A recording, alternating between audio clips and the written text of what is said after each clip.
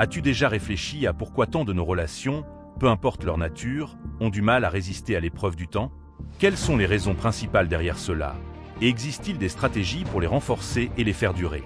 Pense à la dernière fois qu'une relation dans ta vie s'est effondrée.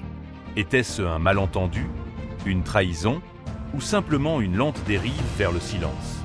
La vérité, c'est que la plupart des relations échouent pour les mêmes raisons, et aujourd'hui, nous allons les dévoiler. En 2024, la durée moyenne d'une relation amoureuse est de 17 mois plus courte qu'en 1990.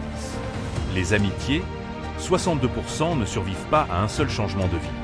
Mais il ne s'agit pas de blâmer qui que ce soit, c'est une question de câblage. Ton cerveau contient des bugs ancestraux qui font planter les relations modernes. Il est temps de les corriger. Réfléchissons ensemble. Bien qu'il existe une multitude de raisons pour lesquelles les relations peuvent échouer, nous allons explorer aujourd'hui certaines des plus courantes et récurrentes surtout dans notre génération.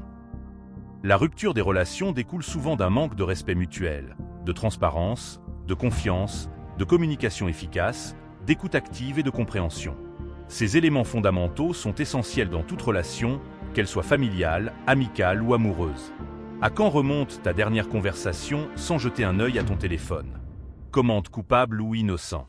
Dans le monde trépidant d'aujourd'hui, il devient de plus en plus difficile de maintenir l'harmonie dans nos relations. Les conflits sont fréquents au sein des familles, entre amoureux et entre amis. Le manque de paix et l'absence de valeurs cruciales comme le respect et la communication contribuent largement à ces difficultés. En reconnaissant ces défis et en s'engageant à les surmonter, nous pouvons commencer à reconstruire la confiance et la connexion nécessaires à des relations durables. Si cette vidéo t'a fait réfléchir à ta manière de gérer les relations, dis-nous ce que tu feras différemment. Et si tu veux plonger plus profondément dans le comportement humain, abonne-toi. On a encore beaucoup à partager.